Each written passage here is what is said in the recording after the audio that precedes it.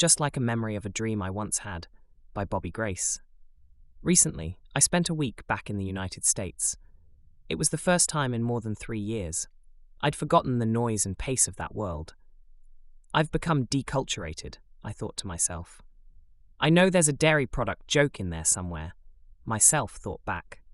I'd landed in Tallahassee Airport and was trying to spot my friend, Nadine. Nadine and I ran out of future as songwriter-performers a while back after a grand decade together. Neither of us play much anymore. Turned out we were each other's muse. Also turned out we've stayed close since. I bought a boat and fucked off to the jungle. Nadine took those years to wrangle a herd of rogue cancer cells into the corral. Takes a lot of work, is what she says. I didn't see anything while I was there that would make me argue. You look like $1,000,000, I said as I reeled from the hug that I'd missed for 3 years. Yeah, cowboy, Nadine said. I see you brought that silver tongue with you. Didn't bring the guitar. Had extra room, I said. You're skinnier, Nadine said. Older too, I said. Probably just as marginally handsome, though. Probably, but a girl can't tell in this airport light, Nadine said. Surprised they let you through customs and immigration. Being an upstanding senior citizen, lifetime member of the VFW and all, I said. And my village's missing idiot, Nadine said, completing the sentence. I smiled. She smiled. We hugged again. Easy and immediate comfort. Not exactly as if we'd never been apart, but closer because we had been. I felt myself become larger, stronger, as we walked together toward the door. It was an old, familiar feeling. That's how it is walking beside Nadine. It makes a guy a little bit bigger somehow. She's had that magic as long as I've known her. Probably all her life. Big juju. She mostly uses her powers for good. Nice do-rag, I said. Wait till you see the Sinead O'Connor underneath, she said, smiling as we walked toward the airport doors. Her hair was always her pride. Nadine's a tall woman, 5'9" and some change. Easy to walk with, even easier to dance with. Our strides unconsciously found the common meter. If Nadine noticed it, she didn't let on. The common meter, the groove, still strong between us. I smiled. She smiled. Maybe she noticed the groove too? Jamie's coming, Nadine grinned. Jamie's a Marine. Solid, dependable, pragmatic, a close friend and a bona fide ass-kicking live sound artist. He was our sound engineer and sometimes sponsor from our days as performers. He's mixed some of the greats and took a shine to our music early in our career. Lucky for us. The fifth Beatle, I said, making a reference to Brian Epstein. So we'll probably be playing music and acting like fools, Nadine said. Probably couldn't go any other way, I said. Airports smell institutional these days. When I was younger, they smelled of hot dogs and exotic tobaccos, aftershave and adventure. I was glad to see Nadine's husband roll up outside. We exchanged man hugs. Everybody got in the car, him driving, me in the back seat, Nadine at shotgun, Mark Knopfler on the stereo.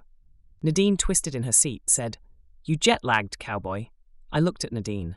She'd had chemotherapy earlier that day, looked pretty damn weary herself. I grinned at the question. Would it matter, I said. Don't suppose it would, she grinned back. The ride from the airport took us over once familiar streets, past the parks and bars and honky-tonks, where we'd made our bones as performers, past the clubs where our CDs hung on the wall, past the radio station that simulcasted the shows from the Bradfordville Blues Club. The car's climate control carried Nadine's scent into the back seat. I closed my eyes, drank it in. Addict. I smiled, wondered if I was remembering the perfume's name, or the way Nadine's scent made me feel. When I opened them again, I saw her smiling at me. Napping guitar boy? Nadine said. Savouring the sweet smell of irony, I said, and grinned back. I've never added it up, but I'm pretty sure Nadine and I have spent twice as much time in a moving vehicle together as we have on stage together. It's the nature of the business. We still have 10 grand worth of gear in storage, Nadine said, including the untunables. The untunables referred to a handmade Indian sitar and a 7-foot-long antique Japanese 13-stringed instrument we called the Japanese music boat. It was a gift from her Japanese grandmother, who was herself a performer in Japan in a different time. Maybe a couple of 100 CDs, probably some T-shirts. Huh, I said, forgot all about that stuff. The old industry joke passed through my mind. A musician is a person who packs $5,000 worth of equipment into a $300 car to drive 200 miles for a $50 gig. You've been gone a while, she said. Time marches on, I said. Looked at Nadine, thought about that for a minute, looked out the window as we passed the place where the Mockingbird Cafe once stood. Doesn't seem that long in here with you, but everything outside the windows seems surreal, I said, like some kind of dream. Or maybe even just the memory of a dream I had once. I know, Bobby, Nadine said. Without turning, she reached back and found my hand. Our fingers closed around each other like they had so many times before. I've always loved Nadine's hands. Strong and powerful, from laying down that righteous bass groove all those years. I smiled in the semi-darkness of the car. Mark Knopfler sang, just another bar at a crossroads so far from home. But that's all right. Whenever I'm going down the dark road, I don't feel alone in the night. We rode quietly for a while. There was no sound either of us could have made that would have said more than the touch of our hands right then. The night streets slid by, just outside the car window, casting slivers of memory in our direction, like fistfuls of candy at a Mardi Gras parade. Nadine's mix rolled over to a cut of us spontaneously performing a polka medley for the soundcheck at the BBC one night with the big band. I laughed. She giggled. In the background, our friend and bandmate, Wild Bill, laid down a sax lead to Just Because Polka that mimicked the accordion it was written for. I laughed. Nadine laughed. The band played on. Just Because became Beer Barrel Polka, then Red River Polka by the time the trumpet player passed it back to me. The sax player and I passed the lead in 4-measure volleys. Bass break.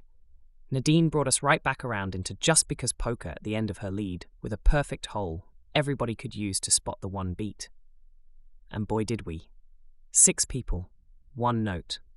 Finished it off with the trumpet player's red-hot New Orleans licks dancing over the top of Wild Bill, me and the drummer driving hell-bent for leather down Nadine's smoking bass line. Big juju for a musician. Times like that, when the universe just shoots out a bit of music and a bunch of people hear it all together, all at once. Nobody is playing anything, only channeling energy. Many notes, one voice, a pause.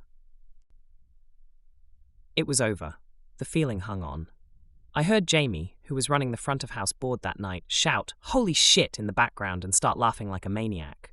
"Babe," I said, laughing along with Jamie on the car stereo. Nadine's husband said, "Anybody hungry?" Nadine's husband isn't a musician.